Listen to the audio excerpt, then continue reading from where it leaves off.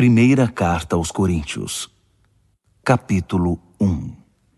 Eu, Paulo, chamado e enviado por Jesus, o Messias, conforme o plano de Deus, com meu amigo Sóstenes, envio esta carta a vocês da Igreja de Deus em Corinto, cristãos purificados por Jesus e separados para uma vida plena de Deus. Incluo nesta saudação todos os que invocam Jesus, onde quer que vivam. Ele é o Senhor deles, assim como nosso. Que todos os dons e benefícios que vêm de Deus, nosso Pai, e do Senhor Jesus Cristo, sejam de vocês. Toda vez que penso em vocês, e o faço com frequência, agradeço a Deus pela vida que levam, com livre acesso a Ele concedido por Jesus. O que aconteceu com vocês é algo que excede a imaginação humana e não pode ser dito em palavras. Cristo pode ser visto claramente na vida de vocês. Basta pensar que vocês não precisam de nada, já têm tudo. Todos os dons de Deus estão entre vocês, que aguardam com expectativa o retorno do Senhor Jesus. Além disso, Deus está com vocês, disposto a mantê-los no caminho, até que todas as coisas sejam acertadas de vez por Jesus.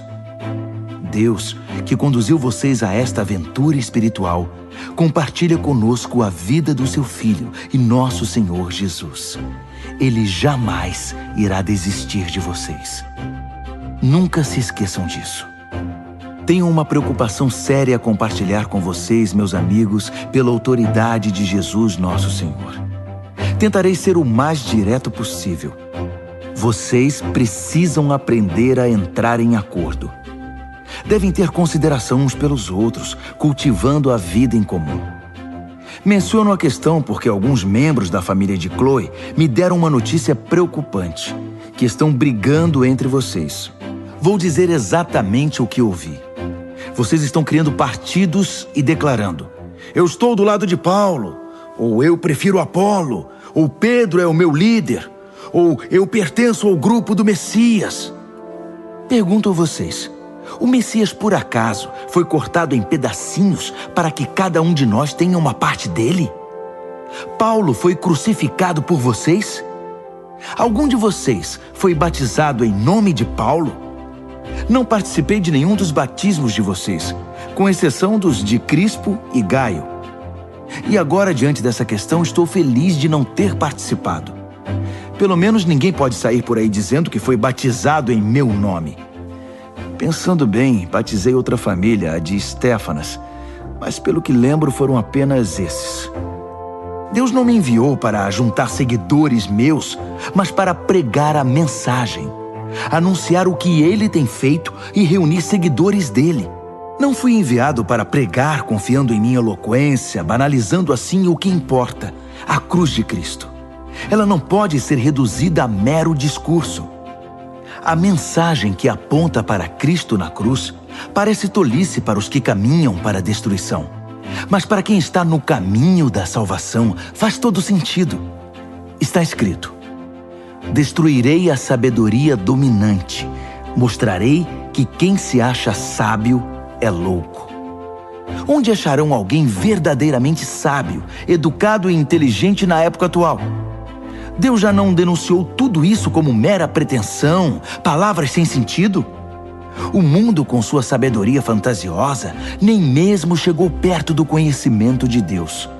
Por isso, em sua sabedoria, Deus decidiu usar o que o mundo considera tolice, pregação acima de tudo, para levar os que confiam nele ao caminho da salvação. Enquanto os judeus buscam milagres e os gregos correm atrás de sabedoria filosófica, nós prosseguimos anunciando Cristo o crucificado. Os judeus o consideram uma pedra de tropeço e os gregos um absurdo. Mas para nós, judeus e gregos, pessoalmente chamados por Deus, Cristo é o milagre e a sabedoria absolutos, reunidos numa única pessoa. A sabedoria humana é quase nada comparada com o aparente absurdo de Deus. Toda força humana, nem sonhando, pode competir com a, entre aspas, fraqueza de Deus. Lembrem-se de quem vocês eram quando foram chamados para esta vida. Não vejo entre vocês muitos representantes da elite intelectual, nem cidadãos influentes, nem muitas famílias da alta sociedade.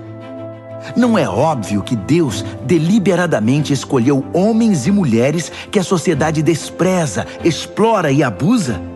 Não é óbvio que Ele escolheu gente do tipo Zé Ninguém para desmascarar as pretensões vãs dos que se julgam importantes? Fique claro que nenhum de vocês pode contar vantagens diante de Deus. Tudo que temos, cabeça no lugar, vida correta, pecados perdoados e novo início, vem de Deus por meio de Jesus Cristo. Daí o ditado: se alguém se orgulha, que se orgulhe por causa de Deus. 1 aos Coríntios, capítulo 2. Amigos, vocês devem estar lembrados da primeira vez em que os visitei para deixá-los a par da grande jogada de Deus. Na ocasião, não tentei impressionar ninguém com discursos sofisticados ou com argumentos filosóficos. Decidi apresentar primeiro Jesus e quem Ele é, de maneira pura e simples. Depois, falei de Jesus e do que Ele fez, o Jesus crucificado. Não estava certo sobre como apresentar o tema. Sentia-me despreparado. Se querem saber a verdade, eu estava morrendo de medo. Assim, nada do que eu disse deve ter impressionado vocês. Mas mesmo assim, a mensagem cumpriu seu propósito. O Espírito e o poder de Deus fizeram isso, o que deixa claro que a vida de fé que possuem é uma resposta ao poder de Deus, não o resultado de técnicas de manipulação mental ou emocional. A verdade é que temos sabedoria para compartilhar desde que vocês estejam espiritualmente firmes. Não se trata de sabedoria popular, propagada por supostos especialistas, que estarão obsoletas em um ano. A sabedoria de Deus é algo misterioso, que encerra a profundidade de seus propósitos. Nada tem de vaga e superficial. Ela não é uma nova mensagem, é a mais antiga, o que Deus determinou como forma de produzir o melhor dele em nós, muito antes que entrássemos em cena. Os sábios do nosso tempo não têm ideia do que seja esse plano eterno. Do contrário, não teriam matado numa cruz o Senhor da vida designada por Deus. Por isso, temos este texto das Escrituras: ninguém jamais viu ou ouviu algo parecido. Nunca se imaginou algo semelhante. Mas é o que Deus tem preparado para aqueles que o amam. Mas vocês o têm visto e ouvido porque Deus, por intermédio do seu Espírito, o revelou a vocês. O Espírito, não satisfeito em mover-se na superfície, mergulha até as profundezas de Deus e traz à tona o que Deus planejou. Quem conhece o seu pensamento, a não ser você mesmo? O mesmo ocorre com Deus. Ele não só sabe o que está pensando, mas também nos permite sabê-lo. Deus tudo nos revela sobre os dons da vida e da salvação que nos concedeu. Não precisamos dos palpites nem das opiniões do mundo. Não aprendemos isso nos livros nem na escola. Aprendemos de Deus, que nos ensinou pessoalmente por meio de Jesus, e o transmitimos a vocês em primeira mão. Quem não é espiritual não pode receber os dons do Espírito de Deus, não tem essa capacidade. Os dons de Deus lhe parecem tolice. Só o espiritual pode reconhecer o Espírito de Deus e o espírito humano em plena comunhão. Espiritualmente vivos, temos acesso a tudo o que o Espírito de Deus está fazendo. Assim, não podemos ser julgados pelos críticos que não são espirituais. A pergunta de Isaías: existe alguém que conheça o Espírito de Deus, alguém que saiba o que ele está fazendo?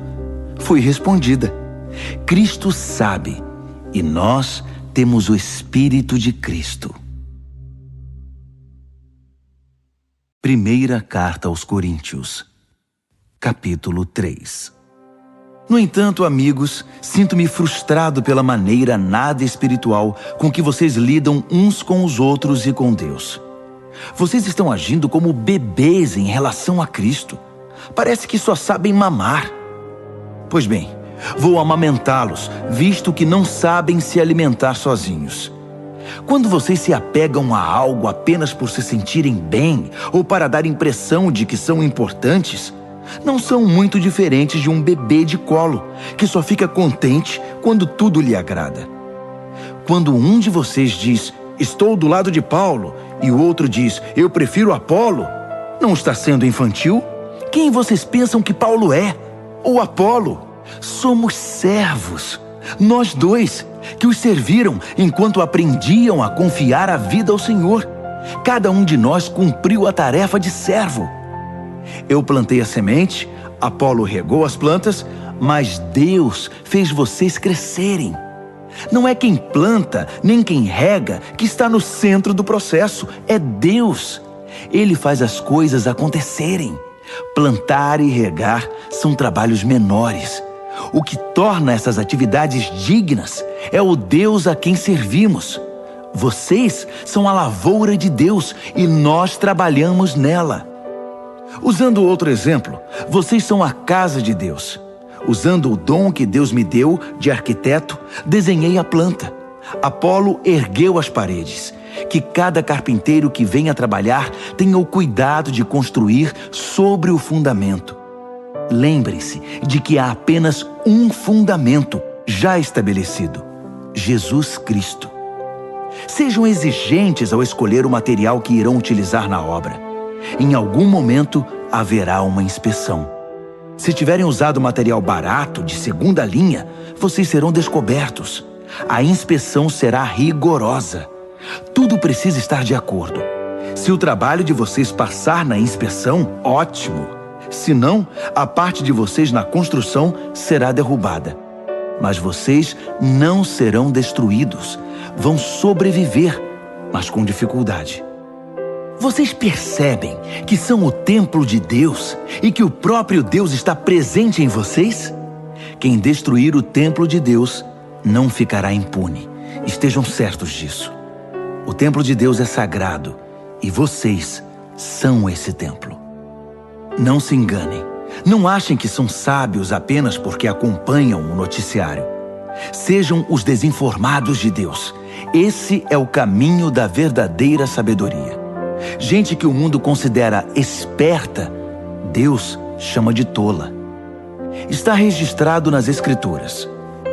Ele expõe as segundas intenções dos que andam de nariz empinado. O Senhor vê através da cortina de fumaça dos que se acham. Não quero ouvir nenhum de vocês contando vantagem acerca de vocês mesmos nem de ninguém. Tudo já é de vocês. Foi um presente. Paulo, Apolo, Pedro, o mundo, a vida, a morte, o presente, o futuro, tudo é de vocês, que são privilegiados por estar unidos a Cristo, que está unido com Deus. Primeira Carta aos Coríntios, capítulo 4. Não pensem que nós, líderes, somos o que não somos. Somos servos de Cristo, não senhores dele. Não somos guardiões. Nossa responsabilidade é conduzi-los aos mais sublimes segredos de Deus. Os requisitos exigidos de nós são confiabilidade e conhecimento preciso. Pouco importa o que vocês pensem ou digam a meu respeito. Eu não me avalio. Nesse caso, os rótulos são irrelevantes. Desconheço algo que me desqualifique na minha tarefa para com vocês. Mas isso não quer dizer muita coisa. O Senhor é quem faz este julgamento. Assim, não corram na frente do Senhor, tirando conclusões com base em julgamentos pessoais antes de analisar tudo.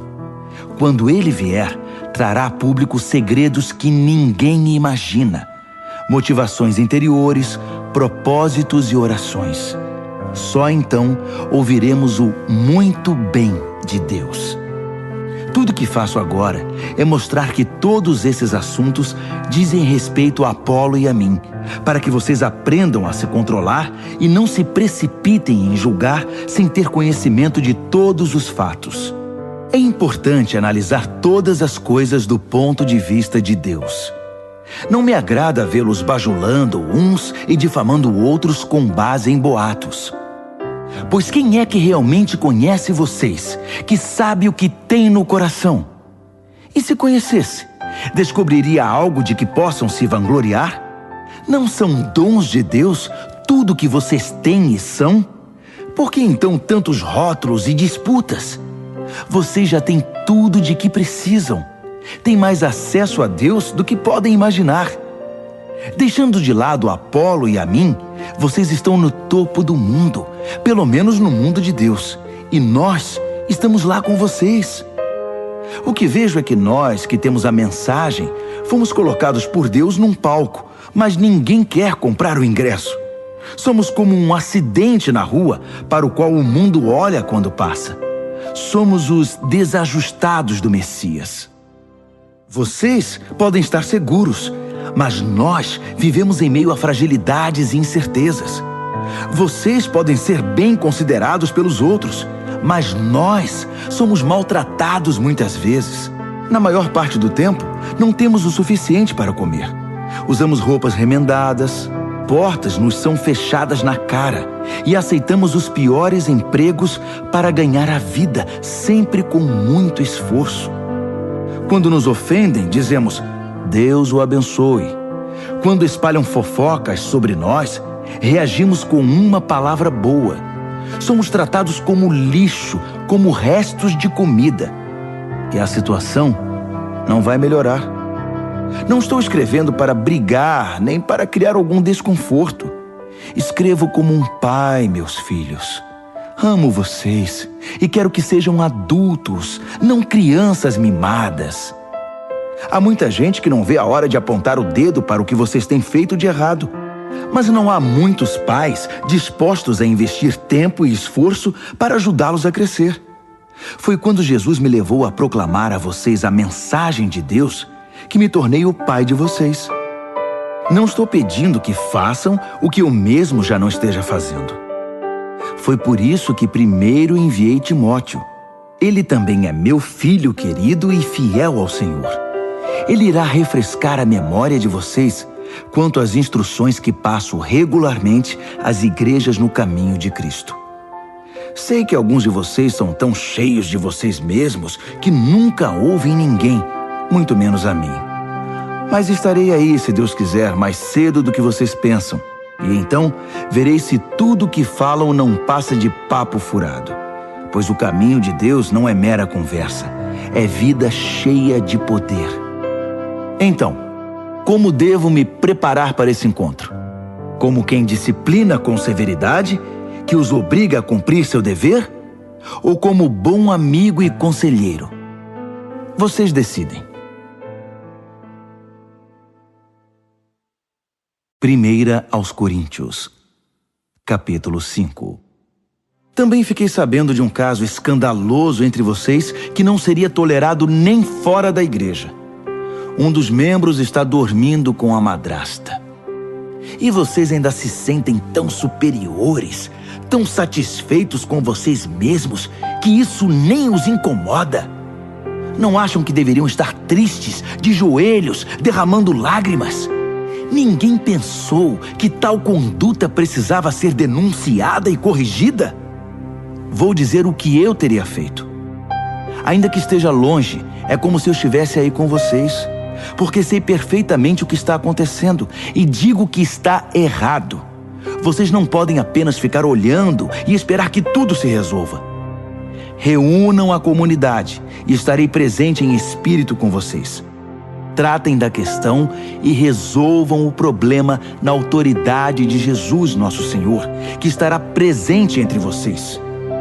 Submetam a conduta desse homem perante todos. Que ele a defenda, se puder. Mas se não puder, que seja excluído, ficando à mercê de Satanás. Sem dúvida será um choque para ele e um embaraço para vocês. Mas é melhor isso do que a condenação.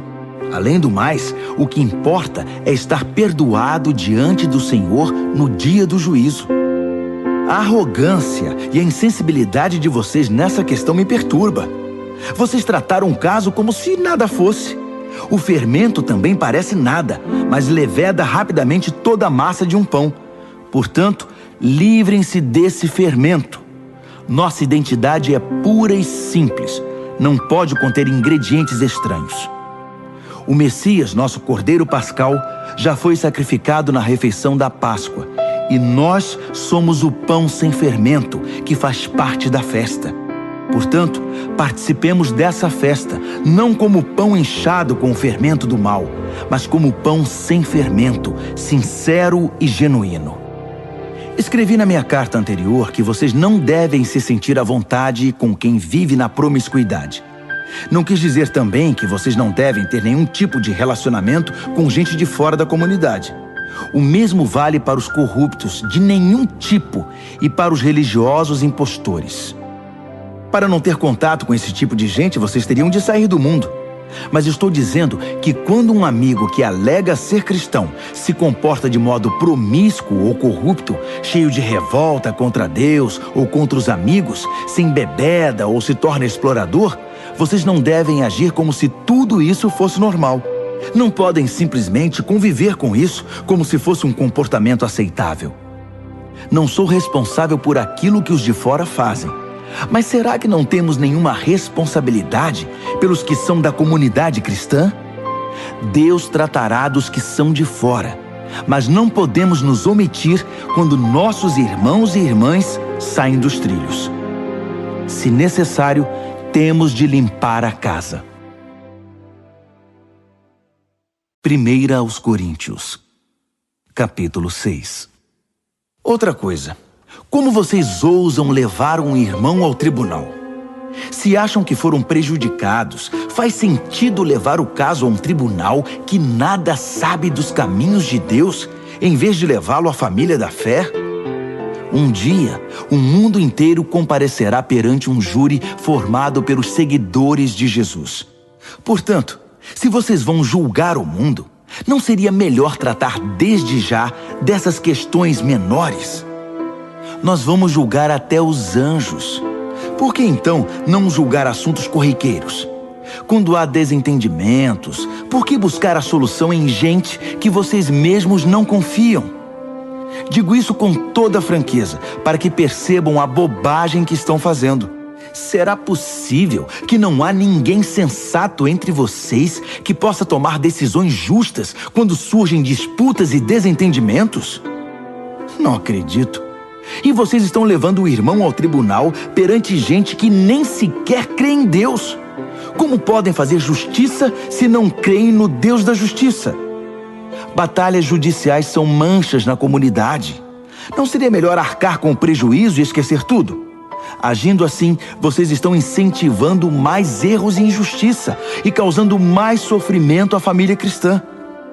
Não percebem que esse não é o caminho de se viver?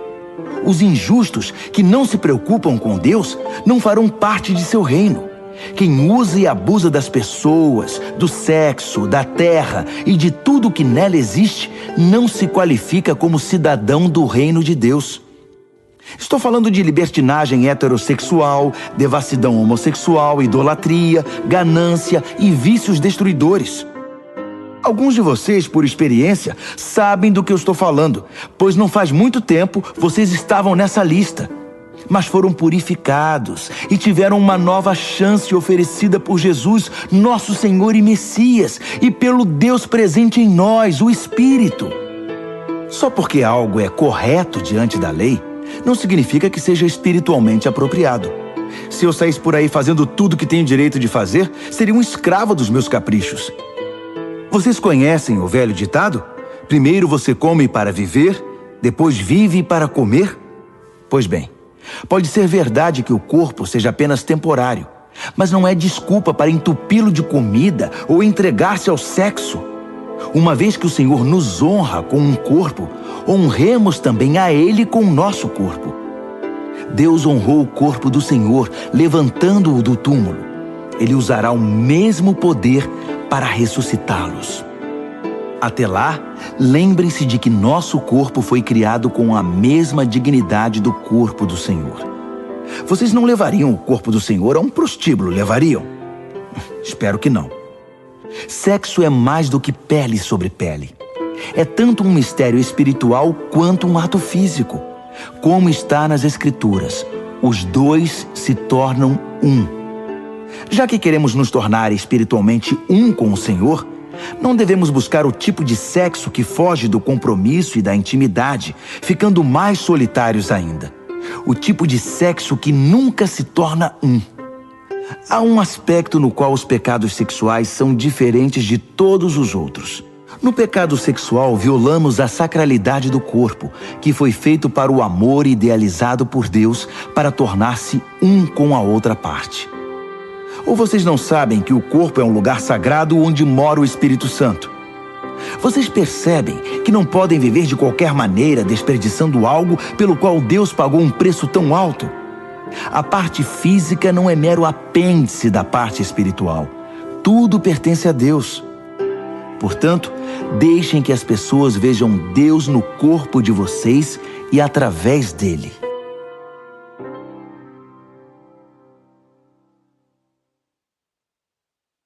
Primeira Carta aos Coríntios, capítulo 7. Passemos agora às perguntas que vocês fazem na carta que me enviaram. Primeira, é bom ter relações sexuais? Sem dúvida, mas de maneira certa. É bom estar casado, tanto para o homem quanto para a mulher. Os impulsos sexuais são fortes, mas o casamento é forte o bastante para contê-los, permitindo uma vida sexual equilibrada e plena num mundo de desordem sexual. O leito matrimonial deve ser marcado por mutualidade. O marido procurando satisfazer a esposa procurando satisfazer o marido. O casamento não é um espaço para brigar por direitos. O casamento é uma decisão de servir a outra parte na cama ou fora dela. A abstinência sexual é possível por um período de tempo, se ambos concordarem e se for para algum propósito de jejum e oração, mas apenas em ocasiões assim. Depois, voltem um para o outro. Satanás conhece maneiras engenhosas de nos tentar quando menos esperamos. Entendam que não estou ordenando tais períodos de abstinência. Apenas dou o melhor conselho se vocês quiserem proceder assim. Às vezes, penso que seria melhor que todos fossem solteiros como eu. Uma vida mais simples em muitos sentidos. Mas o celibato não é para todos. Assim como o casamento também não. Deus dá a alguns o dom de ser solteiro e a outros o dom de ser casado. Entretanto, digo aos solteiros e viúvos que não estar casado talvez seja o melhor para eles, como tem sido para mim. Mas se não conseguirem conter seus desejos e emoções, devem se casar. As dificuldades do casamento são de longe preferíveis à vida do solteiro sexualmente tentado. Se você está casado, continue casado. Ordem do Senhor, não minha. Se a esposa abandonar o marido, ela deve permanecer solteira ou então voltar atrás e se acertar com ele. E o marido não tem o direito de se livrar da esposa. Para os casamentos mistos, cristão casado com não cristão, não temos mandamento explícito da parte do Senhor.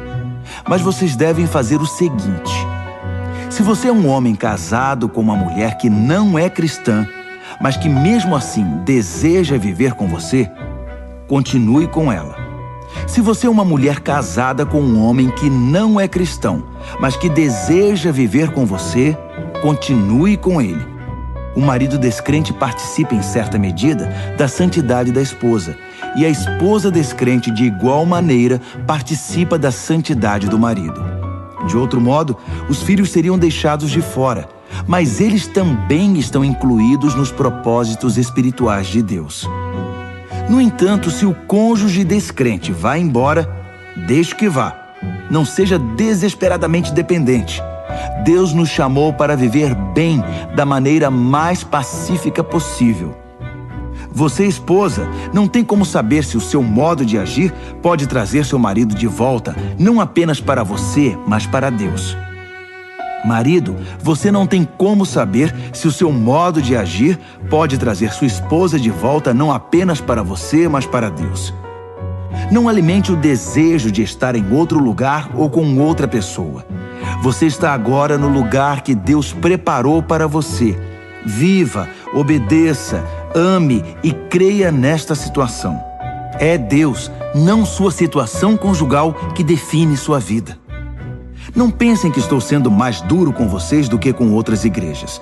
Dou o mesmo conselho a todas elas. Você era judeu quando Deus o chamou? Não desfaça a sua condição. Você era não judeu no tempo do seu chamado? Não tente se tornar judeu. Ser judeu não é o mais importante. O que importa é obedecer ao chamado de Deus e seguir seus mandamentos. Continue como você estava quando Deus o chamou. Você era escravo? Escravidão não é obstáculo para crer. Não quero dizer que você esteja impedido de sair. Se você tiver uma chance de obter a liberdade, vá em frente. Estou apenas tentando dizer que com seu novo Senhor você vai experimentar uma liberdade maravilhosa, inimaginável.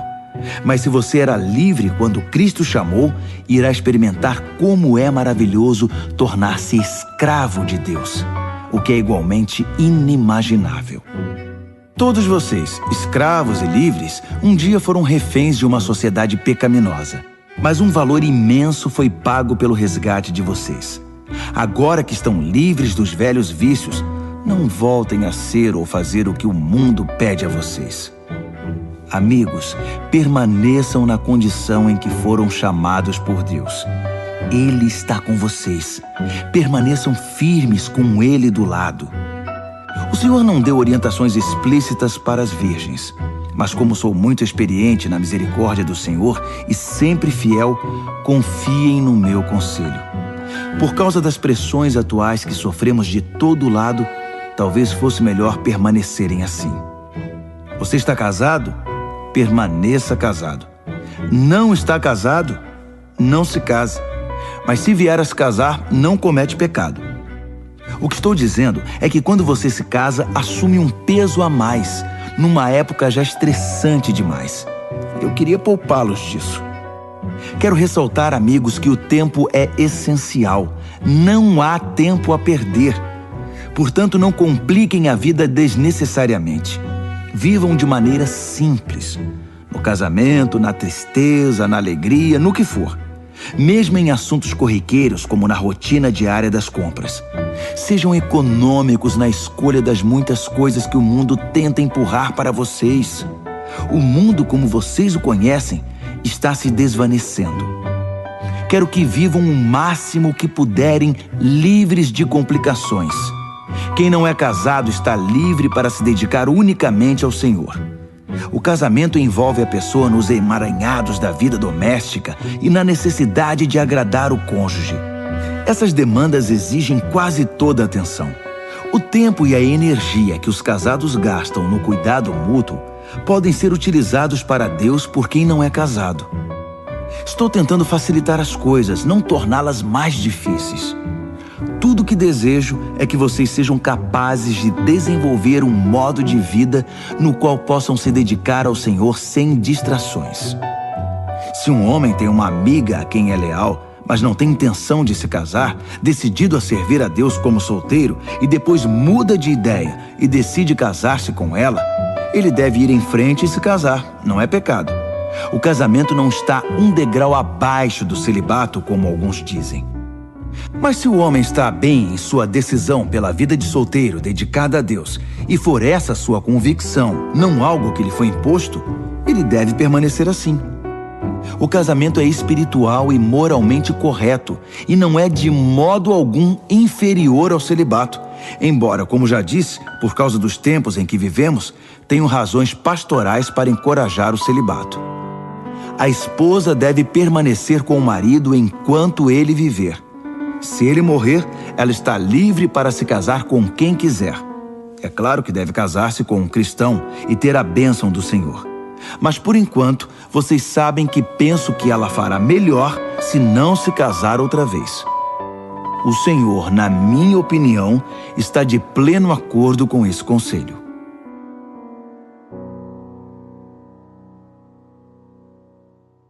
Primeira Carta aos Coríntios, capítulo 8. Continua em aberto a questão sobre a carne oferecida a algum ídolo. Será que é correto participar de refeições nas quais esse tipo de carne é servido? Temos a tendência de pensar que sabemos de tudo e que temos a resposta para essa pergunta. Mas o coração humilde pode nos ajudar muito mais do que a mente orgulhosa.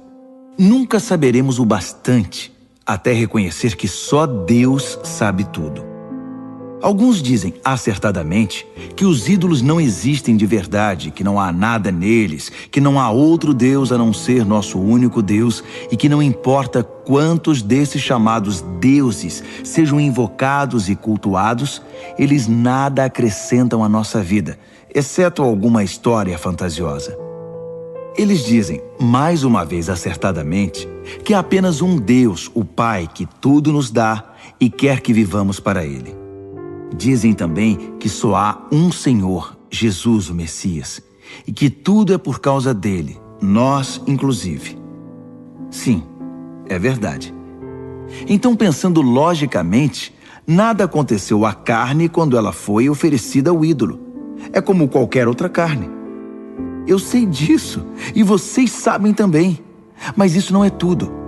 Se fosse, algumas pessoas iriam achar que sabem de tudo e começariam a menosprezar os outros. O conhecimento verdadeiro não é insensível. Precisamos ser sensíveis ao fato de que não estamos todos no mesmo nível de compreensão. Alguns de vocês passaram a vida inteira comendo carne de ídolo e estão certos de que há alguma coisa na carne que prejudica vocês. Essa mentalidade não vai mudar da noite para o dia. Felizmente, Deus não nos vê pela dieta. Não somos elogiados quando comemos de tudo, nem repreendidos quando não toleramos essa comida. Mas Deus se preocupa quando alguém usa sua liberdade de modo irresponsável, levando algum companheiro de fé a se desviar do caminho, devido à vida que levavam anteriormente. Por exemplo, digamos que vocês se vangloriem da sua liberdade indo a um banquete oferecido em honra aos ídolos, no qual o prato principal seja carne sacrificada a ídolos. Mas essa postura pode representar um perigo para quem ainda luta com a questão, alguém que os considere sábios e maduros. O perigo é que ele ficará terrivelmente confuso, sem saber mais o que é certo e errado. Cristo deu a vida por essa pessoa. Seria pedir demais que desistissem de ir ao banquete por causa dela? Porque, como vocês dizem, não faria nenhuma diferença. Mas fará diferença se vocês ferirem um irmão, com o risco de condená-lo à ruína eterna. Quando vocês ferem seu irmão, estão ferindo Cristo. Um banquete aqui e ali não vale o preço de uma dessas pessoas frágeis na fé. Assim, se sua participação no jantar com carne de ídolo significar o desvio de algum irmão, é melhor ficar em casa. 1 Coríntios, capítulo 9. Não me digam que não tenho autoridade para escrever deste modo. Não acham que devo sentir-me perfeitamente livre para fazê-lo? Não recebi esta tarefa? Não fui chamado para esta obra no encontro face a face com Jesus, nosso Senhor? Vocês não são provas do que tenho feito para o Senhor? Ainda que ninguém mais admita a legitimidade do meu chamado, vocês não podem negá-lo, pois meu trabalho com vocês é a prova viva da minha autoridade. Não tenho medo dos críticos. Nós que atuamos na obra missionária para Deus, temos direito a acomodações decentes e ao sustento para nós e nossa família. Parece que vocês não levantaram objeção sobre isso para os outros apóstolos, nem para os irmãos do Senhor, nem para Pedro. Então, por que só no meu caso? Será que só Barnabé e eu temos de ir desacompanhados e ainda pagar do próprio bolso? Será que um soldado trabalha por conta própria? Que lavrador é proibido de comer dos frutos do próprio trabalho? Que fazendeiro não bebe o leite de seu rebanho? Não estou exagerando apenas por estar irritado. Tudo isso está escrito na lei de Moisés. Não amordace o boi, impedindo-o de comer os grãos enquanto debulha. Vocês acham que Moisés estava preocupado com o gado? Não acham que a preocupação era conosco? Claro que sim. Lavradores trabalham ansiosos pelo tempo da colheita. Assim, se plantamos sementes espirituais entre vocês, é errado esperar que nos sirvam 1 ou 2 refeições? Outros até exigem isso de vocês. Será que nós, que nunca exigimos nada, não merecemos mais? Mas não vamos começar a reivindicar agora o que sempre tivemos o direito de fazer. Nossa decisão é desistir de qualquer coisa que nos desvie da mensagem de Cristo. Minha preocupação agora é que vocês não usem nossas decisões para tirar vantagem ou privar alguém dos seus direitos. Vocês sabem que quem trabalha no templo sempre teve a garantia de poder viver dos rendimentos da casa de Deus. Também os que oferecem sacrifícios no altar podem se alimentar do que é sacrificado. Seguindo o mesmo raciocínio, o Senhor determinou que quem proclama a mensagem deve ser sustentado por aqueles que creem nela. Mesmo assim, quero deixar claro que nunca peguei nada para mim e que não estou escrevendo agora para exigir alguma coisa. Prefiro morrer a permitir que duvidem de mim ou questionem meus motivos. Se proclamo a mensagem, não é para ganhar alguma coisa. Sou impelido a fazer isso e ai de mim se não o fizer. Se eu considerasse este trabalho apenas um meio de ganhar a vida, eu esperaria algum pagamento. Mas como não penso assim, pois creio que ele me foi confiado de modo muito especial, por que esperaria ser pago? Então, acham que eu estou ganhando algo com isso? Na verdade, estou. O prazer de proclamar a mensagem sem que vocês tenham de pagar por isso. Vocês não precisam nem bancar minhas despesas. Ainda que eu esteja livre das exigências e expectativas de todos, tornei-me um servo voluntário de todos para alcançar todo tipo de gente. Religiosos, não religiosos, moralistas, libertinos, fracassados, desmoralizados, não importa. Não adoto o estilo de vida deles. Mantenho o meu comportamento baseado em Cristo, mas entrei no mundo deles e compartilhei da realidade deles. Tornei-me servo em minha tentativa de levar alguns dos que eu encontrei pelo caminho para uma vida salva por Deus. Fiz tudo por causa da mensagem. E não queria apenas falar dela, eu queria estar nela. Todos vocês já foram ao estádio e viram as corridas. Vários atletas correm, mas apenas um vence. Correr para vencer. É para isso que os bons atletas treinam duro. Eles fazem isso por uma medalha de ouro, que perde o brilho e o valor. Mas vocês estão atrás da medalha que nunca envelhecerá. Não sei sobre vocês, mas eu estou correndo a toda velocidade rumo à linha de chegada. Estou dando tudo de mim. Nada de pegar leve. Estou alerta e preparado. Não vou ser apanhado dormindo no ponto. Depois de mostrar o caminho para os outros, nem posso pensar que eu poderia perder. 1 aos Coríntios, capítulo 10. Amigos, lembrem-se da nossa história e aprendam. Nossos antepassados foram todos guiados por uma nuvem e conduzidos milagrosamente através do mar. Eles passaram através das águas, num batismo como o nosso, enquanto Moisés os levava da morte e da escravidão para a vida de salvação. Todos comeram e beberam a mesma comida e bebida, providenciadas diariamente por Deus. Eles beberam da rocha, uma fonte de Deus, que os acompanhava por onde fossem. E a rocha era Cristo.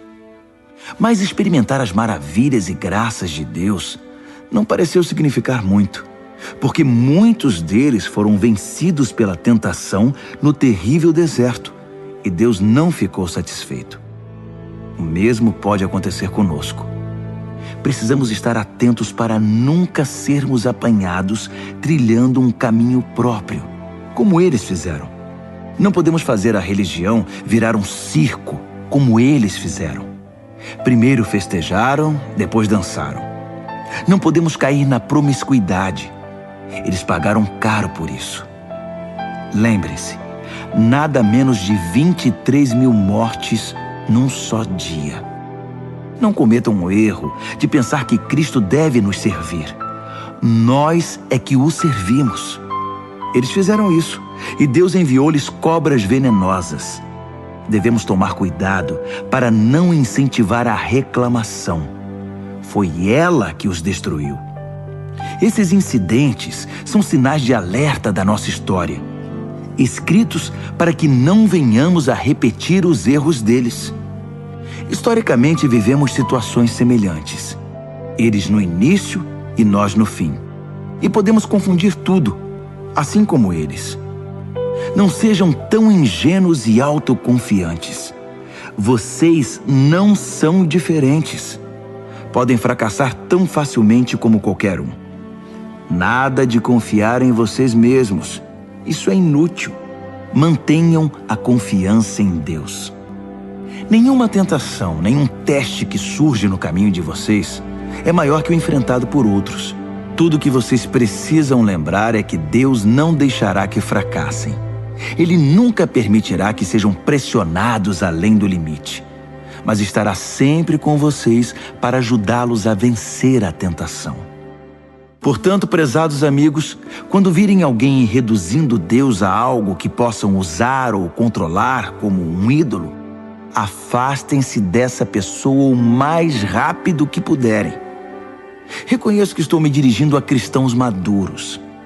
Tirem suas conclusões. Quando bebemos o cálice da bênção, não estamos participando do sangue da própria vida de Cristo? E não ocorre o mesmo com o pão que partimos e comemos? Não estamos participando do corpo da própria vida de Cristo? Por haver um pão, é que apesar de muitos, nos tornamos um. Cristo não está dividido em nós. Em vez disso, nós nos tornamos um nele. Não reduzimos Cristo ao que somos. Ele nos eleva ao que Ele é. É o que aconteceu no antigo Israel.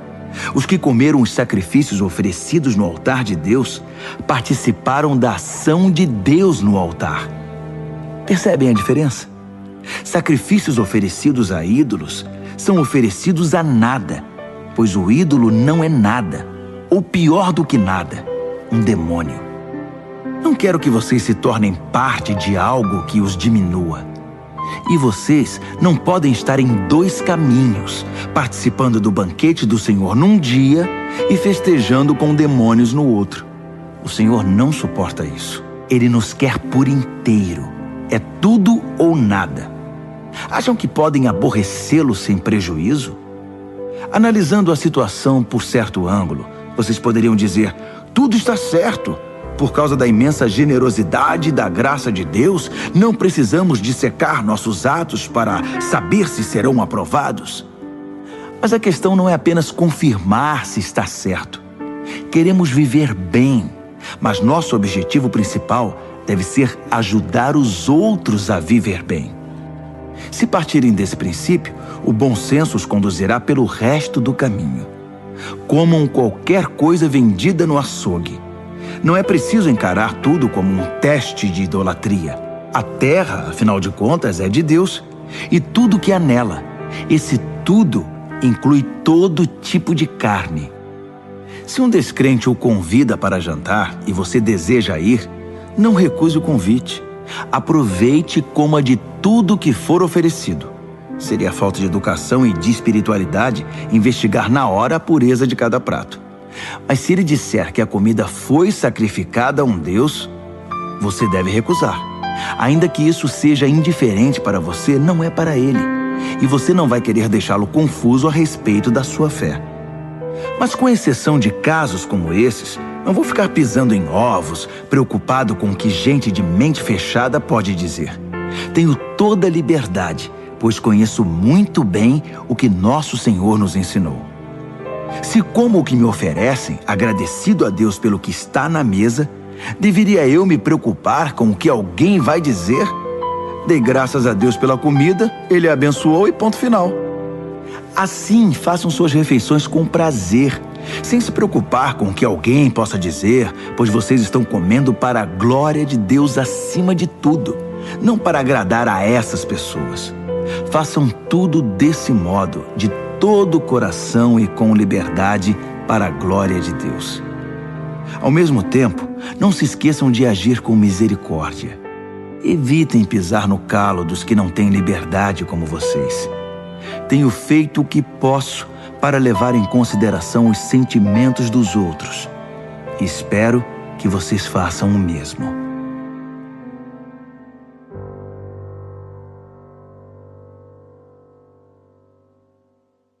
Primeira Carta aos Coríntios, capítulo 11.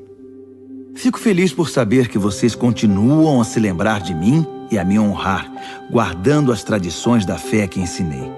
Toda autoridade verdadeira vem de Cristo. No relacionamento conjugal, existe a autoridade da parte de Cristo para o marido e da parte do marido para a esposa. A autoridade de Cristo é a autoridade de Deus. Qualquer homem que fala com Deus ou sobre Deus sem respeito pela autoridade de Cristo está desonrando o Senhor. E a esposa que fala com Deus sem respeito para com a autoridade do marido está desonrando seu marido. Pior ainda, está desonrando a si mesma. Uma cena lamentável. É como se estivesse com a cabeça rapada. Essa é a origem do costume de a mulher cobrir a cabeça no culto, enquanto o homem tira o chapéu. Com esses atos simbólicos, homens e mulheres que muitas vezes batem de frente um com o outro, submetem sua cabeça ao cabeça, Deus. A propósito, não valorizem demais as diferenças entre homem e mulher. Nem o homem nem a mulher podem caminhar sozinhos ou reivindicar prioridade. O homem foi criado primeiro, como belo reflexo resplandecente de Deus. É verdade. Mas a mulher brilha com mais beleza, tendo por cabeça o seu marido. É verdade que a primeira mulher veio do homem, mas daí em diante todo homem vem de uma mulher. E uma vez que na prática todas as coisas vêm de Deus, vamos deixar de lado essa discussão sobre quem vem primeiro. Vocês não concordam que fica bem uma mulher com seu belo cabelo orar a Deus em adoração? Isso nos lembra a atitude dos anjos. Também não fica bem um homem orar a Deus com a cabeça coberta em reverência, mostrando submissão? Não há um belo simbolismo natural aqui? Todavia, espero que não fiquem debatendo sobre isso. Todas as igrejas de Deus veem a questão dessa maneira. Não quero que vocês sejam exceção. Quanto ao próximo item, não estou satisfeito. Soube que quando vocês se reúnem, o pior em vocês aparece, não o melhor. Para começar, temos as divisões, pois vocês competem e se criticam mutuamente. Estou relutante em crer nisso, mas entendo o que se passa. O que posso dizer é que todas essas diferenças trarão à luz a verdade e a confirmarão. Descobri também que vocês levam suas divisões para o culto. Vocês se reúnem, mas em vez de comer da mesa do Senhor, trazem comida aos montes e comem feito animais. Alguns ficam de fora e vão para casa com fome, enquanto outros precisam ser carregados, pois ficam bêbados demais para andar. Não posso acreditar. Vocês não têm casa para comer e beber? Por que profanar a igreja de Deus? Por que humilhar os pobres? Custa-me acreditar que vocês chegaram a esse ponto. Eu não posso ficar calado. Permitam-me recordar a vocês o que acontece na ceia do Senhor e por que ela é de importância fundamental. Recebi instruções do próprio Senhor e as transmiti a vocês. O Senhor Jesus, na noite em que foi traído, tomou o pão. Depois de dar graças, ele o partiu e disse: "Isto é meu corpo, partido por vocês. Façam isso para se lembrarem de mim." Depois da ceia, ele fez o mesmo com o cálice. "Este cálice é meu sangue, minha nova aliança com vocês. Toda vez que beberem deste cálice, lembrem-se de mim." O que vocês precisam entender é que toda vez que comem esse pão e bebem desse cálice, estão revivendo em palavras e ações a morte do Senhor. E repetirão esse ato até que o Senhor retorne. Vocês não devem permitir que o costume anule a reverência. Quem come o pão ou bebe do cálice do Senhor de modo desrespeitoso é como a multidão que zombou do Senhor e cuspiu nele no momento de sua morte. Vocês querem tomar parte nessa lembrança? Examinem suas motivações. Testem o coração e venham para a ceia com santo temor. Se vocês não pensam no corpo partido do Senhor quando comem e bebem, correm o risco de enfrentar sérias consequências. É por isso que muitos de vocês estão doentes e apáticos, enquanto outros morreram antes do tempo. Se nos corrigirmos agora, não precisaremos ser corrigidos mais tarde. Melhor ser repreendido pelo Senhor agora que enfrentar o castigo depois. Portanto, meus amigos, quando vocês se reúnem na mesa do Senhor, sejam reverentes e educados. Se vocês estiverem com fome a ponto de não poderem esperar para ser servidos, é melhor ir comer em casa. Mas de modo algum transformem a ceia do Senhor em comilança e bebedeira ou em briga de família. Trata-se de uma refeição espiritual, uma festa de amor. Quanto às outras perguntas que vocês me fizeram, responderei pessoalmente na minha próxima visita.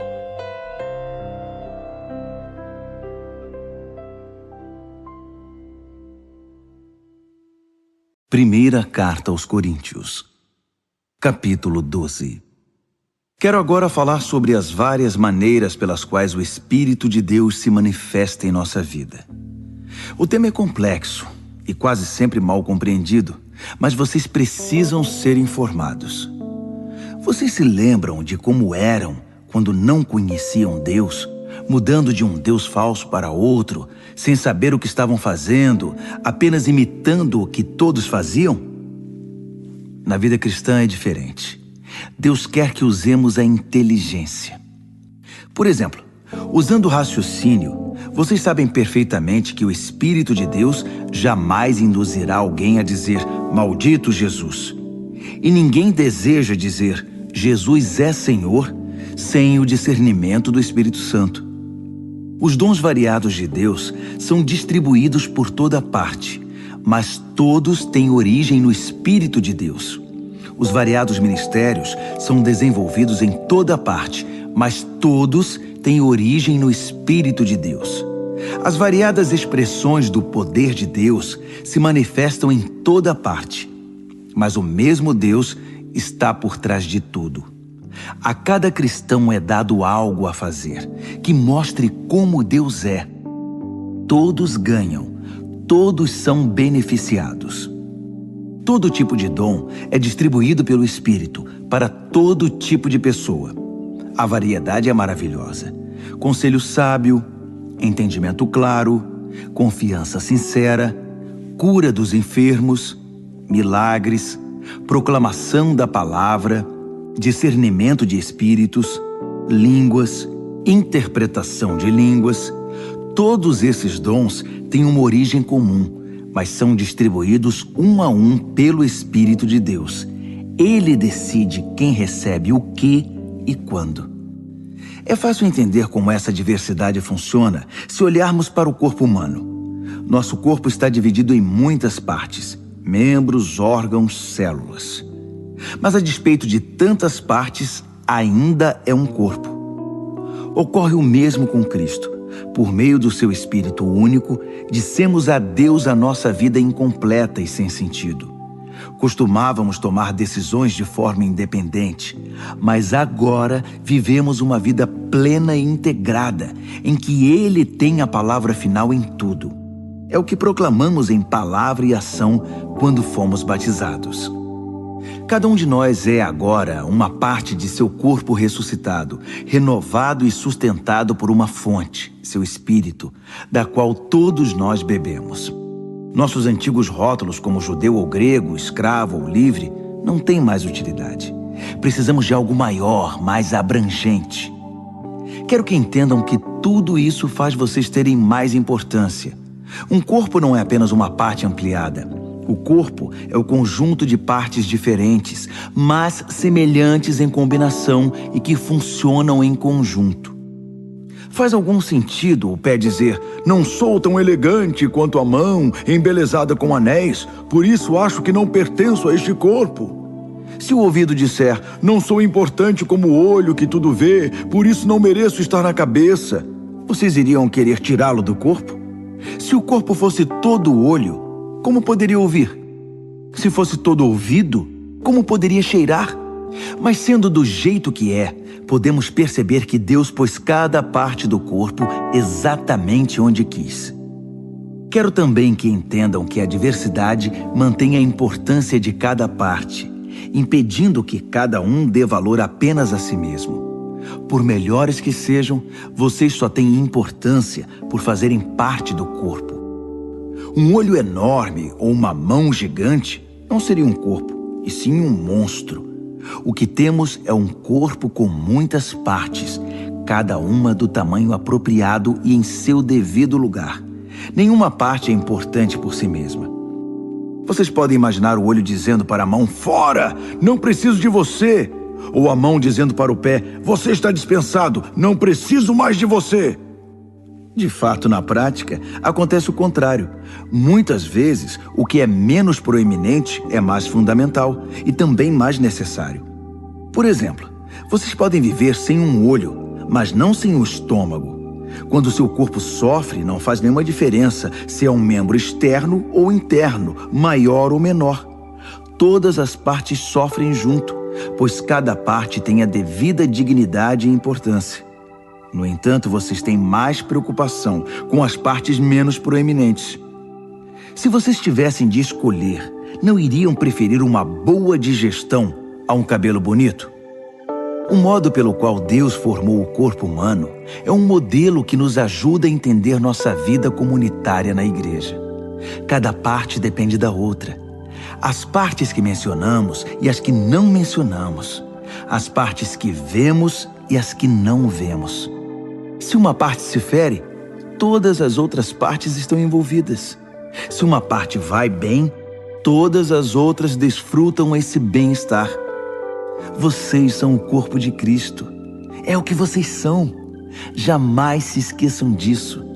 Só depois que vocês reconhecem que participam desse corpo, é que a parte de vocês adquire algum significado. Vocês conhecem algumas partes que Deus estabeleceu na igreja, que é seu corpo: apóstolos, profetas, mestres, operadores de milagres, gente com dom de cura, gente com capacidade para ajudar, gente com capacidade de administrar, gente que ora em línguas. Não é óbvio que a Igreja de Cristo é um corpo completo marcada pela diversidade? Nem todos são apóstolos, profetas, operadores de milagres, gente com dom de cura. Nem todos oram em línguas. Nem todos são intérpretes de línguas. Mesmo assim, alguns de vocês ficam competindo, querendo ser uma das partes importantes. Mas agora quero apresentar a vocês um caminho muito melhor.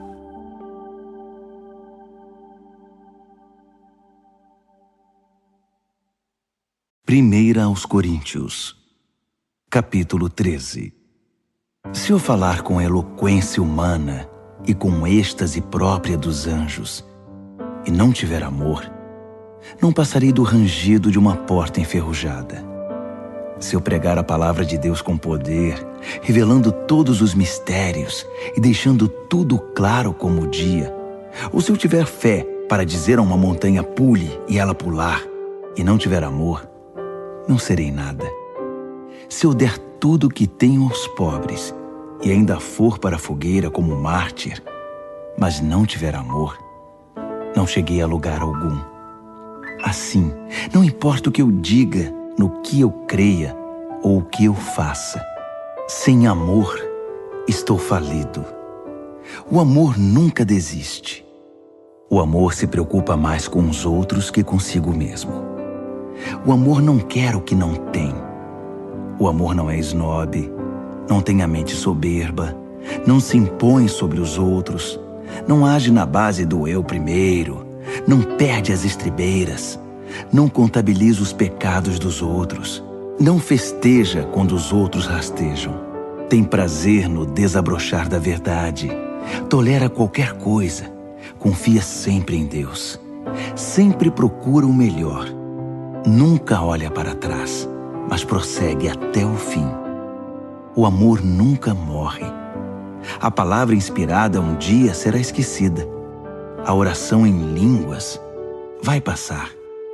O entendimento alcançará seu limite. Nós conhecemos apenas parte da verdade, e o que dizemos a respeito de Deus é sempre incompleto. Mas quando o que é completo chegar, tudo o que é incompleto em nós deixará de existir. Quando eu era bebê no colo da minha mãe, eu balbuciava como qualquer bebê. Depois que cresci, deixei para sempre essas coisas de bebê. Hoje, não vemos as coisas com clareza. Estamos como que num nevoeiro, enxergando com dificuldade por entre a neblina. Mas isso não vai durar muito. O tempo vai melhorar e o sol vai aparecer. Então veremos tudo tão claramente quanto Deus nos vê, conhecendo-o diretamente, assim como Ele nos conhece. Mas por enquanto, até chegar à perfeição, temos 3 coisas que nos guiam até a consumação de tudo: confiança firme em Deus, esperança inabalável e amor extravagante. E o melhor desses 3 é o amor. 1 aos Coríntios, capítulo 14. Procurem viver uma vida de amor como se a vida dependesse disso, porque de fato depende. Entreguem-se aos dons que Deus dá. Acima de tudo, proclamem sua verdade. Se vocês o louvam quando falam línguas, Deus os entende e ninguém mais, pois vocês estão compartilhando aspectos pessoais, e isso é entre vocês e Ele. Mas quando proclamam sua verdade na linguagem comum, vocês permitem que outros conheçam a verdade e com isso possam crescer, fortalecer-se e experimentar a presença de Deus com vocês. Aquele que ora usando uma língua de oração em particular obtém muito proveito disso. Mas proclamar a verdade de Deus à igreja na língua comum produz crescimento e fortalecimento para a comunidade. Meu desejo é que todos vocês desenvolvam intimidade com Deus em oração. Mas não parem aí. Prossigam e proclamem sua verdade com clareza aos outros. É mais importante permitir o acesso ao conhecimento e ao amor de Deus por meio de uma língua que todos entendem que cultivar a presença de Deus em oração num idioma misterioso. A não ser, é claro, que alguém possa interpretar o que vocês estão dizendo para o benefício de todos. Amigos, pensem bem. Se diante de vocês eu orar de um modo que só Deus entende, que proveito vocês terão? Se eu não falar claramente com alguma instrução, verdade, proclamação ou ensino, não terei nenhuma utilidade para vocês. Se os instrumentos musicais, flautas ou harpas, não são tocados de modo que cada nota seja distinta e esteja no tom, como se poderá identificar a melodia e apreciar a música? Se o toque da trombeta não é nítido, como será possível apresentar-se para a batalha? Então, se vocês falam de um modo que ninguém entende, por que abrem a boca? Há muitas línguas no mundo e todas têm significado para alguém. Mas se eu não entendo a língua, de nada me servirá. Não é diferente com vocês. Já que estão tão ansiosos por tomar parte no que Deus está fazendo, por que não se concentram em fazer o que é proveitoso para toda a igreja? Portanto, quando orarem em língua de oração, não guardem para vocês mesmos a experiência. Orem para poder compartilhá-la com outros. Se oro em línguas, meu espírito ora, mas minha mente fica inativa e não há proveito nenhum. Assim, qual a solução? A resposta é simples. Façam as duas coisas. Devo ser espiritualmente livre quando oro, mas ao orar, devo também refletir e ser cuidadoso. Devo cantar com o espírito e também com a mente. Se você abençoa usando uma língua de oração que ninguém mais entende, como poderia um recém-chegado que não tem ideia do que está acontecendo saber a hora de dizer amém? Sua bênção pode ter alguma beleza, mas você deixou de fora quem não entende. Sou grato a Deus pelo dom que nos concedeu de orar e louvar em línguas. Esse dom nos permite desfrutar uma intimidade maravilhosa com Ele. Eu participo disso tanto quanto vocês, ou até mais. Só que quando estou com a igreja reunida para o culto, prefiro dizer 5 palavras que todos entendem, a dizer 10.000 que não façam nenhum sentido para os ouvintes. Para ser franco, eu estou impaciente com a infantilidade de vocês. Quanto tempo vai demorar para que cresçam e usem a cabeça como adultos? Tudo bem quando há uma falta de familiaridade infantil com o mal. Nesse caso, tudo de que precisamos é um simples não. No entanto, para dizer sim a alguma coisa, se exige algo mais. Só uma inteligência madura e bem exercitada poderá salvá-los de cair na ingenuidade. Dizem as Escrituras: em idiomas estranhos e pela boca de estrangeiros vou pregar a este povo, mas eles não vão ouvir nem acreditar.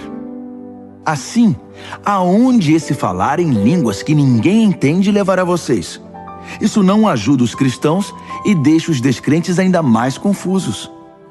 Mas também é certo que essas línguas falam diretamente ao coração dos cristãos, sem alcançar os descrentes. Se a igreja estiver reunida e alguns descrentes estiverem ali quando vocês começarem a orar em línguas, dizendo coisas sem sentido para eles, pensarão que vocês perderam o juízo e sairão dali o mais rápido que puderem.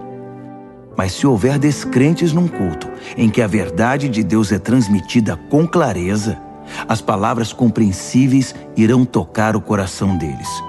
E logo estarão ajoelhados diante de Deus, reconhecendo que Ele está no meio de vocês.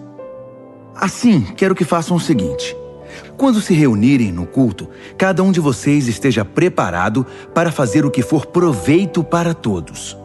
Cantar um hino, ensinar uma lição, contar uma história, fazer uma oração, interpretar línguas. Se forem feitas orações em línguas, que sejam no máximo 2 ou 3, mas apenas se estiver presente alguém que possa interpretar o que estão dizendo. Se não houver, que isso fique entre vocês e Deus. E que não haja mais de 2 ou 3 pessoas falando por culto, e os demais ouçam e guardem tudo no coração. Cada um, por sua vez, faça a sua parte, sem que ninguém assuma o controle. Assim, cada pessoa que falar tem a chance de dizer algo especial da parte de Deus, e vocês irão aprender uns com os outros. Se escolherem falar, são também responsáveis pelo modo e pelo momento de falar. Quando adoramos da maneira certa, não há confusão.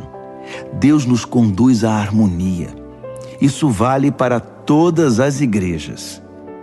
As mulheres não devem interromper o culto falando quando deveriam estar ouvindo, nem fazer perguntas que poderiam ser feitas aos maridos em casa. Quanto a isso, o livro da lei de Deus orienta nossos procedimentos. As mulheres não têm licença para usar o momento de culto em conversas desnecessárias. Vocês, homens e mulheres, acham que são os grandes ungidos do Senhor que definem o certo e o errado? Pensam que tudo gira em torno de vocês? Se alguém acha que tem alguma palavra da parte de Deus, ou se sente inspirado a fazer alguma coisa, preste muita atenção ao que escrevi, pois essas são orientações do Senhor. Se vocês não as seguirem, não serão usados por Deus. 3 conselhos resumem tudo o que falei. Quando transmitirem a verdade de Deus, falem de todo o coração. Se alguém estiver orando em línguas que vocês não entendem, não lhe digam como deve orar. Façam tudo de maneira cortês e organizada em todas as situações. 1 Coríntios, capítulo 15. Amigos, permitam-me repassar a mensagem com vocês mais uma vez. A mensagem que proclamei foi recebida por vocês. Nela vocês permanecem firmes e por ela foram salvos. Entendo que a fé que possuem é verdadeira, não um interesse passageiro, e que nela estão firmes de verdade. A primeira coisa que fiz foi apresentar a vocês de coração a mensagem que recebi. O Messias morreu pelos nossos pecados, exatamente como dizem as Escrituras. Foi sepultado e se levantou da morte no terceiro dia, mais uma vez, exatamente como dizem as Escrituras. Falei a vocês que ele apareceu vivo a Pedro, depois aos seus seguidores mais próximos e mais tarde a mais de 500 seguidores ao mesmo tempo. Muitos deles estão por aí, ainda que alguns já tenham morrido. Depois, ele passou um tempo com Tiago e com o restante dos que chamou para falar em seu nome, e finalmente apareceu vivo a mim. Faz todo sentido que eu viesse por último, pois nem mereço ser incluído no grupo original, como vocês bem sabem, já que passei anos perseguindo a Igreja de Deus. Mas a mim foi concedida a graça bondosa de Deus, e a ela devo tudo o que sou. Não posso permitir que sua graça seja desperdiçada. Não trabalhei mais que qualquer um dos outros, embora os resultados não tenham dependido de mim, mas sim de Deus que me deu sua graça. Então não faz diferença se vocês ouviram a mensagem de mim ou de outro. Nós falamos a verdade de Deus e vocês a receberam e creram. Agora quero fazer uma pergunta difícil, mas importante. Se vocês se tornaram cristãos crendo que Cristo está vivo, ressuscitado dos mortos, como podem alguns de vocês afirmar que não há ressurreição? Se não há ressurreição, Cristo não está vivo. Se Cristo não ressuscitou, tudo o que ensinamos a vocês está errado, e vocês investiram a vida em uma ilusão. Além disso, se não há ressurreição, somos culpados de mentir a vocês sobre Deus, e tudo o que apresentamos como testemunho de que Deus ressuscitou Cristo não passa de engano. Se os mortos não podem ressuscitar, então Cristo não ressuscitou, porque ele morreu de fato.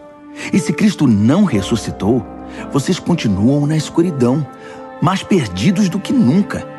Para quem morreu, é ainda pior, porque morreram esperando a ressurreição em Cristo. Se tudo que temos de Cristo serve apenas para alguns poucos anos de vida, coitados de nós. Mas a verdade é que Cristo ressuscitou, sendo o primeiro de muitos que voltarão à vida. Há aqui um paralelo importante a ser ressaltado.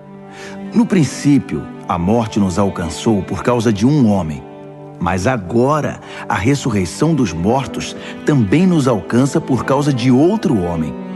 Todos morrem em Adão, e todos tornam a viver em Cristo. Mas temos de esperar nossa vez. Cristo é o primeiro. Depois, os que estarão com ele em sua vinda, a grande consumação. Nessa ocasião, depois de ter conquistado plena vitória, ele entregará o reino ao Pai. Ele não desistirá até vencer o último inimigo. E o último inimigo é a morte. Como disse o salmista, ele os venceu a todos e os pisoteou. É claro que isso não inclui o próprio Deus, porque quando tudo finalmente estiver sob o domínio de Deus, o Filho virá, ocupando o seu devido lugar. E o domínio de Deus alcançará sua plenitude, um final perfeito. Como entender que alguns de vocês se ofereceram para ser batizados em favor dos mortos? Se não existe ressurreição, para que este batismo? Não é uma contradição? E por que devo eu continuar arriscando a vida de forma tão perigosa? Encaro a morte praticamente todos os dias. Acham que eu faria isso se não estivesse convencido de que nossa ressurreição está garantida pelo Senhor ressuscitado? Acham que eu estava apenas bancando o herói quando enfrentei feras em Éfeso e por pouco não morri? É a ressurreição que motiva minhas palavras e ações, a minha vida. Se não há ressurreição, deveríamos seguir o ditado: comamos e bebamos que amanhã morreremos. Mas não se enganem, não se deixem levar pela conversa de que não há ressurreição. Lembrem-se, as más companhias destroem os bons hábitos. Pensem bem, Busquem a santidade de vida. Não desprezem a realidade da ressurreição, pois a ignorância a respeito de Deus traz grande prejuízo. A verdade é que uma discussão prolongada como essa é inútil. Um cético pode perguntar: como pode haver ressurreição? Mostre-me. Quero ver com os olhos. Com que esse corpo da ressurreição se parece?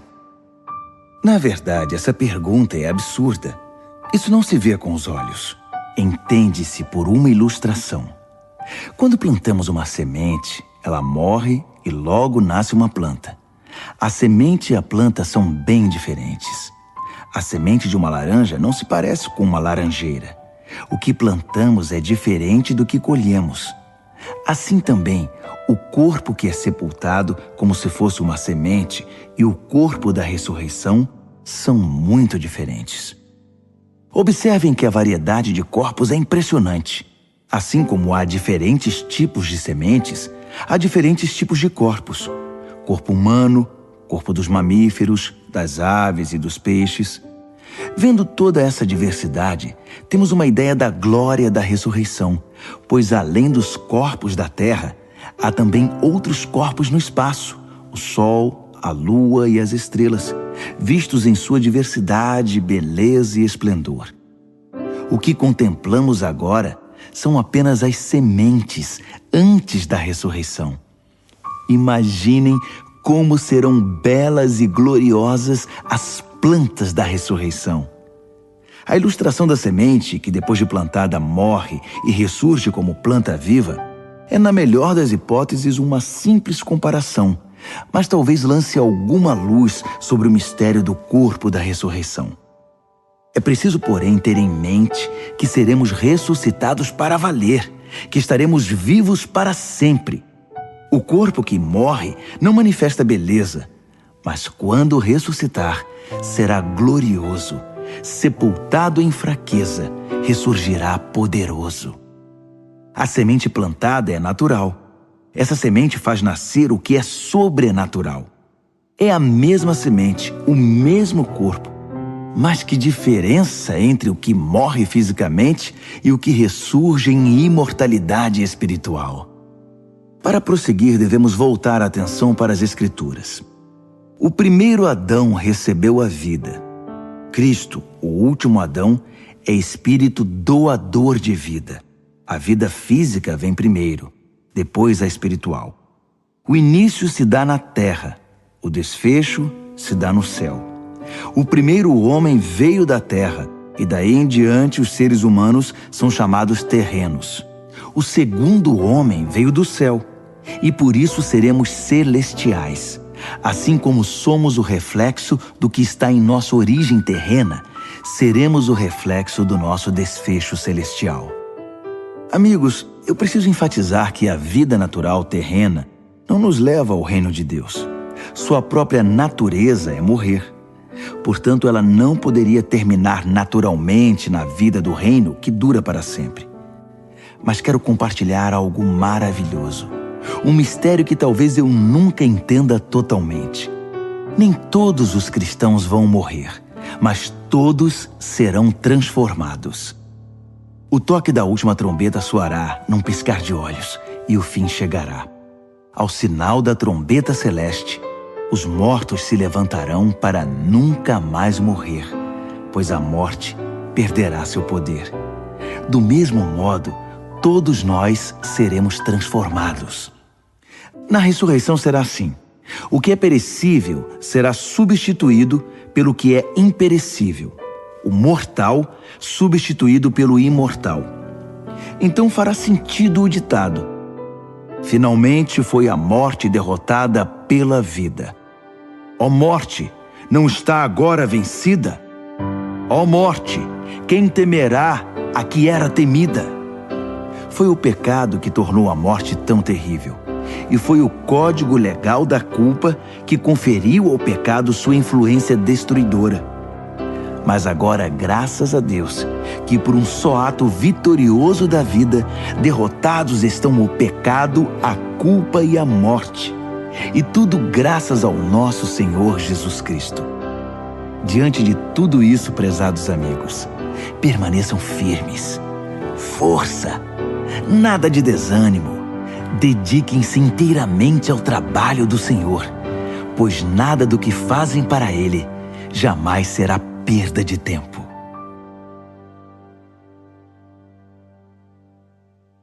Primeira aos Coríntios, capítulo 16. No caso da oferta que está sendo arrecadada para ajudar os cristãos pobres, dou a vocês as mesmas instruções que dei às igrejas da Galácia. Todo domingo cada um traga a sua oferta. Sejam generosos. Guardem o que for recolhido para que, quando eu chegar, tudo esteja pronto e eu não precise fazer nenhum apelo. Depois da minha chegada, escreverei cartas de recomendação aos responsáveis pela entrega da oferta em Jerusalém. Se acharem melhor que eu vá junto, ficarei feliz em viajar com eles. Planejo visitar vocês depois de passar pelo norte da Grécia. Não pretendo ficar muito tempo lá, mas pode ser que eu fique com vocês até passar o inverno.